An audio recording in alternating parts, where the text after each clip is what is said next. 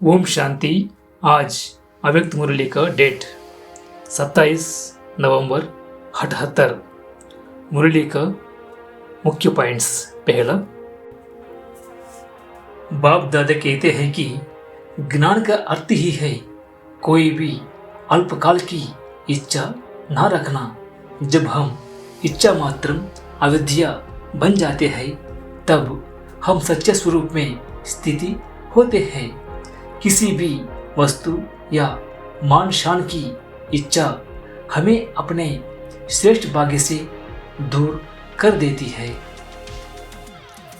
जो बच्चे त्याग करते हैं भाग्य स्वयं उनके पीछे आता है। विशेषकर नाम और मान की इच्छा का त्याग करने वाले ही विश्व के विधाता बन सकते हैं। अल्पकाल के सुखों को छोड़ना ही महानता की निशानी है। कई बच्चे कर्म का फल तुरंत खाना चाहते हैं, जैसे कच्चा फल खाने से हलचल मच जाती है, वैसे ही समय से पहले फल की इच्छा करने से मन में अशांति आती है। श्रेष्ठ कर्म का 100 गुना फल स्वयं आपके सामने संपन्न स्वरूप में आएगा। जैसे बाप बच्चों के गुणों की माला देखते हैं, वैसे ही बच्चों को भी सदा बाप की याद में समाया रहना चाहिए। एक बाप को याद करने से ही हम सर्व के प्यारे बन सकते हैं। निरंतर मिलन मनाना ही संपन्न स्टेज है। सदा स्मृति में रहे अप्राप्त नहीं कोई वस्तु। मास्टर सर्वशक्तिमान के खजाने में जिसके पास यह खजाना है वह सदा तृप्त आत्मा है। उसे किसी से कुछ मांगने की आवश्यकता नहीं होती। ओम शांति। आज बाप दादा विशेष बच्चों से मिलन मनाने आए हैं। जैसे बच्चे निरंतर योगी है अर्थात बाप के स्नेह के सागर में सदा लवलीन है, ऐसे ही बाप भी बच्चों के स्नेह में निरंतर बच्चों के गुण गाते हैं। हर बच्चे की गुणमाला और हर बच्चे के श्रेष्ठ चरित्र के चित्र बाप दादा के पास है। बाप दादा के पास बहुत बड़ा बहुत सुंदर चैतन्य मूर्तियों का मंदिर कहो व चित्रशाला कहो सदा सामने है। हरे का चित्र और माला सदा बाप देखते रहते हैं। किन्हों की माला बड़ी है, किन्हों की छोटी है। तुम सबको तो एक बाप को याद करना पड़ता। बाप दादा को सर्व बच्चों को याद करना पड़ता। एक को भी भूल नहीं सकते। अगर भूले तो उन्हें की माला पहननी पड़े। तो बच्चे उन्होंने की माला पहनाते, बाप विजयी माला पहनाते। बहुत होशियार है बच्चे, मदद लेने में होशियार है, हिम्मत रखने में नंबरवार है। सुना तो बहुत है, अब बाकी क्या करना है। अब तो सिर्फ मिलन मनाते रहना है। जैसे अभी का मिलन संपन्न स्टेज का अनुभव कराता है, ऐसे निरंतर मिलन मनाओ। सुनने के रिटर्न सदा बाप समान संपन्न स्वरूप में दिखाओ। अनेक तड़पती हुई आत्माओं के इंतजार को समाप्त करो। संपन्न दर्शनीय मूर्ति बन अनेकों को दर्शन कराओ। अब दुख अशांति की अनुभूति अति में जा रही है।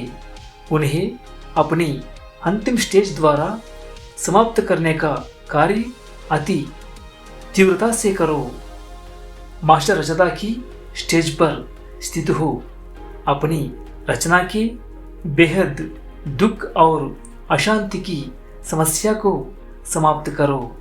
दुख हरता सुख करता का पाठ बजाओ। सुख शांति के खजाने से अपनी रचना को महादान और वरदान दो।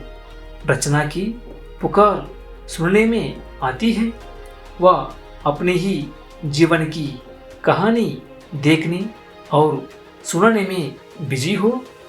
अपने जीवन के कर्मों की कहानी जानने वाले त्रिकालदर्शी बने हो ना, तो हर कर्म अन्य आत्माओं के कल्याण प्रति कार्य में लगाओ। अपनी कहानी ज्यादा वर्णन ना करो। मेरा भी कुछ करो व मेरा भी कुछ सुनो। मेरे फैसले करने में समय दो। अब अनेकों के फैसले करने वाले बनो। हरेक के कर्म गति को जान गति सदगति देने के फैसले करो। फैसिलिटीज ना लो, अब तो दादा बनकर दो। कोई भी सेवा प्रति व स्वयं प्रति सैल्वेशन के आधार पर स्वयं की उन्नति व सेवा की अल्पकाल की सफलता प्राप्त हो जाएगी, लेकिन आज महान होंगे, कल महानता की प्यासी आत्मा बन जाएंगे। सदा प्राप्ति की इच्छा में रहेंगे। नाम हो जाए काम हो जाए, इसकी इच्छा मात्रम अविद्या स्वरूप ना बन सकेंगे।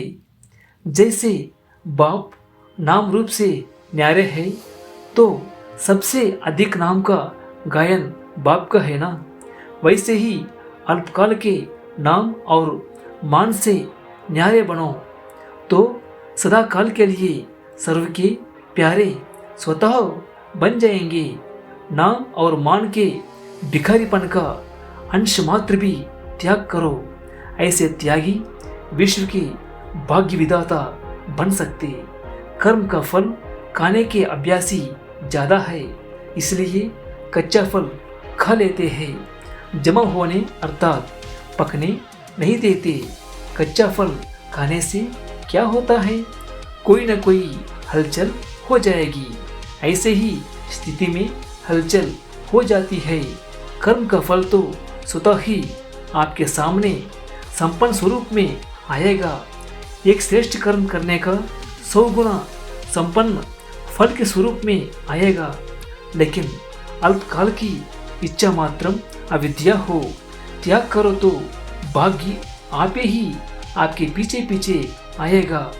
इच्छा अच्छा कर्म समाप्त कर देती है, इसलिए इच्छा मात्रम अविद्या। इस विद्या की अविद्या महान ज्ञानी स्वरूप है। इसमें ज्यादा समझदार ना बनना। यह होना ही चाहिए, मैंने किया मुझे मिलना ही चाहिए, इसको इंसाफ ना समझना। मेरा कुछ इंसाफ होना चाहिए। भगवान के घर में भी इंसाफ ना हो तो कहाँ इंसाफ मिलेगा। कभी भी इंसाफ मांगने वाले नहीं बनना। किसी भी प्रकार के मांगने वाले स्वयं को तृप्त आत्मा अनुभव नहीं करेगा, तो सदा सर्व प्राप्तियों से तृप्त आत्मा बनो। ब्राह्मण जीवन का स्लोगन है, अप्राप्त नहीं कोई वस्तु मास्टर सर्वशक्तिमान के खजाने में। यह स्लोगन सदा स्मृति में रखो। अब गुह्य ज्ञान के साथ 2 परिवर्तन भी गुही करो। मुश्किल लगता है क्या? अनेकों की मुश्किल को सहज करने वाले सैंपल आर्मी बनो।